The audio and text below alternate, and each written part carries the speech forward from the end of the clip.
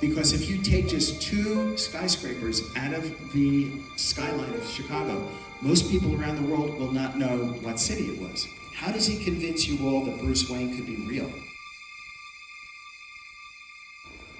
It was important to find a filmmaker who could restore the darkness and dignity to Batman that had been.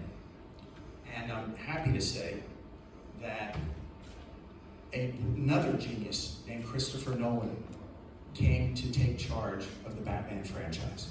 And he was going to approach it with the same goal as Tim, but he was going to approach it 180 degrees different. What Tim did was he built Gotham City. This was now after 9/11, and everything was different. The world was no longer clearly black and white, good versus evil. It was gray. It was order versus chaos. And so Chris had a number of very big challenges in front of him. Number one, how does he convince you all that Bruce Wayne could be real? Well, through choosing Christian Bale, they were able to craft a performance that was brilliant and made us believe this could be a young man today with stress syndrome who goes off on a journey of self-discovery, a lost horizon type of journey. He made us believe in Bruce Wayne. He then made us believe in Gotham City because he didn't build it. Instead, he found his city, Chicago. Because if you take just 2 skyscrapers out of the skyline of Chicago, most people around the world will not know what city it was. If he had taken New York, the second you would have seen the Empire State Building, Times Square, you go, it's New York City. It breaks the suspension of disbelief. So he nailed it. Next thing, how does he convince everybody that the Joker could be real? And that was through what I consider to be the performance of a lifetime by Heath Ledger. The Joker as a modern day terrorist, somebody who placed no value on human life whatsoever, not man, woman, child, or his own, and he scared us. He made the Joker feel real. And his biggest challenge of all, the biggest challenge of all, how does he make you believe that all this tech, all the gadgets could possibly be real? He hired Morgan Freeman to tell you they were real. And if Morgan Freeman says something's true, by God, it's true. So that's been one of the great things about Batman. Batman is a character who can continually be reinvented for a new generation. And you can have different actors playing Batman for different generations. You can have different creative visions of Batman, of Joker, by great and wonderful filmmakers from different points of view. Batman enables you to do that. One of the things I learned when The Dark Knight came out, I loved watching TV. And in America, we have our stations that are very right-wing, and we have TV stations that are very left-wing. And if you watched both, they each were claiming The Dark Knight was their guy.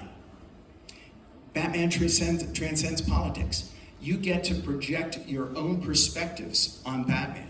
You get to project your own philosophies, your own politics on Batman, and interpret it that way as you go. It's something very, very rarely seen before. Well, let me take you back for a moment to 1989. The Batman movie our first Batman movie was about to open. It was a magical time in New York City. You could not walk 25 steps through Times Square without seeing someone in a Batman t-shirt or wearing a Batman hat. It was impacting the culture, not simply the box office. And just before the movie opened, my phone rang in our office. It was the Annie guy from 10 years ago. The same guy who turned us down way back when. And he called and he said, Michael, I just want to congratulate you on the opening of Batman. I know it's going to be a tremendous success. I always said you were a visionary. So, epiphany. If you don't believe them when they tell you how bad you are and how awful your work is, and then if you don't believe them when they tell you how wonderful you are and how great all your work is, and just believe in yourself and believe in your project, you'll do just fine.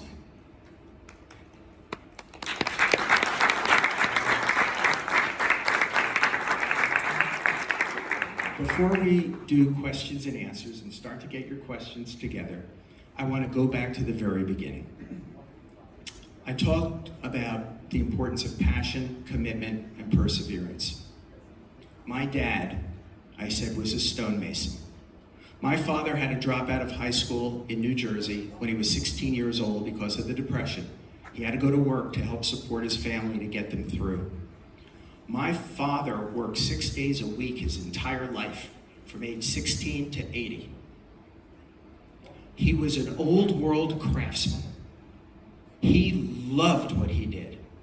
He got up before dawn every day, 6 days a week, with a smile on his face because he couldn't wait to get to work. He was an artist. What he put together with concrete and marble and brick and stone, he was proud of. And when you grow up in a household like that, how can you not want that for yourself? To be able to wake up every Monday morning, even if it's a rainy Monday morning, and say, boy, I can't wait to get to work. That's a blessing. That's what my dad instilled in my brother and me. Follow your passion. Make it into your work. Be passionate about your work. If you can do that, you will never have a true day of work for the rest of your life. And he knew he had a geeky, strange, weird son, but he and my mom sacrificed everything to make sure I at least had the opportunity to have the education to try to pursue my own dreams. My mom, tough cookie. I went to a Little League baseball game, and I know baseball is not a big thing here at all, which is good because I struck out at every game. I was terrible as a kid, terrible. One day, the coach pulled together at the end of the game the three of us who struck out each time we went up to bat, got us just far enough away from where our parents were sitting, and screamed in our faces. He said, "You kids cost us the game. You kids look like clowns out there. You kids are horrible. Get out of my sight." That moment sent me to my treehouse in my backyard, where I could lose myself in my world of comic books and superheroes. And of course, my mom showed up at the top step with a glass of chocolate milk and said, "What's going on? What's the matter?" And I told her. And I said, "I'm never going back. I hate that guy. I'm never going back." I was crying my eyes out. She calmed me down. She says, "Michael, you aren't going back." And I was so upset. She goes, "Listen to me." She goes, "You made a commitment to your team. Your commitment was for this season. You would be at the practices. You would be at the games. You made a commitment, and we in our family honor our commitments.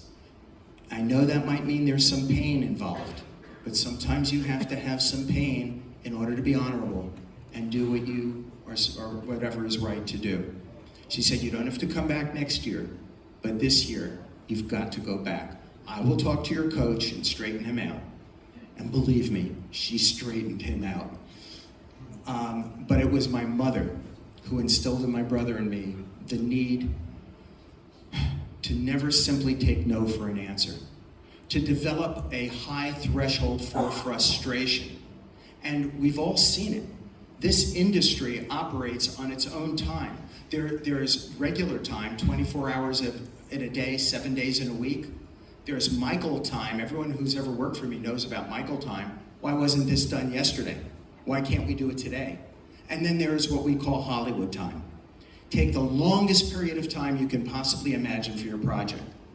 Multiply it by 4, and then add 20%. That's the world in which we all live. And that is the world we have to keep at, and never lose our childhood sense of wonder. Never lose our passion.